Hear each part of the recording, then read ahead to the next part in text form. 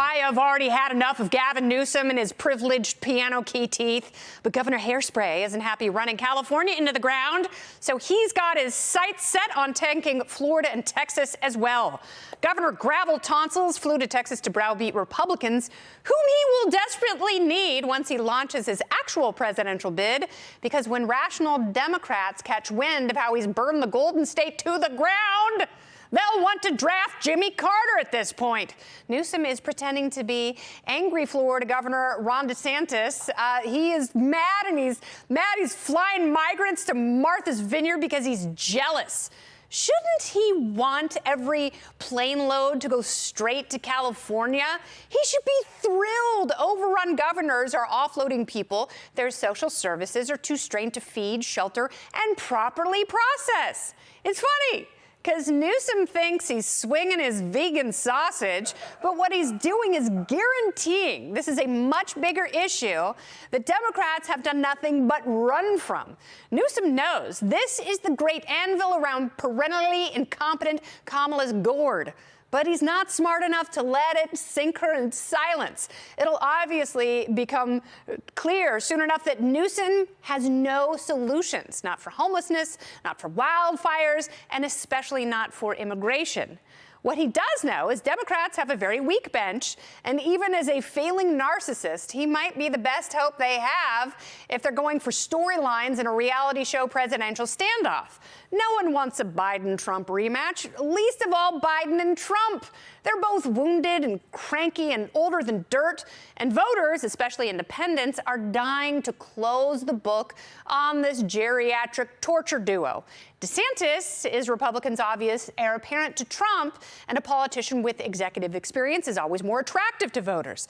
Please don't tell that to my sassy huge boyfriend, Mike Pence, who, like Mike Pompeo, thinks he's the bee's balls. But he has no shot in Hades at the Republican nom.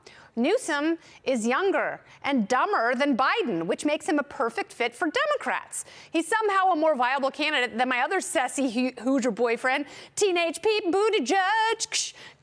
Newsom wants to debate DeSantis now, solidifying the optics. But DeSantis knows he doesn't have to punch down. He can say, hey, Captain Quaff, I've got a state to run, and unlike you, I don't want to do it badly. There are many more episodes to binge watch of this next ridiculous chapter on our political streaming service. And you know my keister will be glued to the couch for every absurd minute of it, and I will give it right to you in your face. And that's the memo. It's looking more and more like Democrats don't want a Biden rerun. Brett Baer said it at the top of the show. New ABC News Washington Post poll says 56% of Dem-leading respondents would prefer someone other than President Biden for the 2024 nomination. They want a living human. Only 35% want Biden to be the nominee, and they were just being polite. Does this make it easier for Governor Newsom to slide on in because he's all slippery? The party panel is here to discuss. We've got conservative strategist and Z-Lab's vice president, Chris Barron. Yes, he's back, and hockey is almost as well. We've got Democrat pollster and co-host of The Five, my twin sister, Jessica Tarlov, and Reason features editor and the world's foremost expert on Florida presidential politics, Computerman Peter Suderman, back in action. Great to see all of you. Chris, I will start with you. Is Gavin Newsom the best the Democrats have? I mean, if I was a Democrat, I would be feeling very bad if this is the best we have. I mean, look, honestly, for a party that champions diversity and everything, they're addicted to mediocre white guys. Whether it's Newsom or Beto in Texas or that tub of lard in Illinois, it's bizarre to me, this fascination. I think Pritzker is pleasantly plump.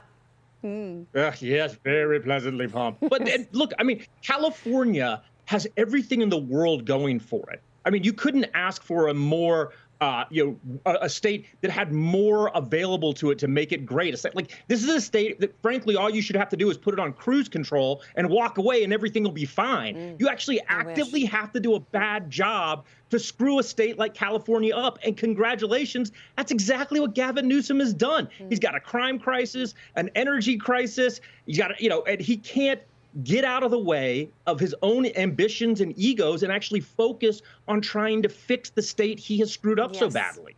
Well, and he's complaining, Jessica, that Ron DeSantis, maybe he broke the law or broke precedent. But I look at Democrats and I think, fix the law.